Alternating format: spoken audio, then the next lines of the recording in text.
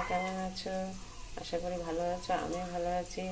আজকে সকাল থেকে আমি রান্নাটা ব্লগ করলাম। এই কদিন ব্লগ দিতে পারিনি, কারণ শরীরটা ভালো ছিল না, এত গরমে, সেই কারণে আমি ব্লগ দিতে পারিনি। আজকে মেনু হচ্ছে, দেখো তোমাদের দেখাই। আজকে মেনু রুই মাছ কচু দিয়ে আলু দিয়ে আলুটা সেদ্ধ করে নিয়েছি।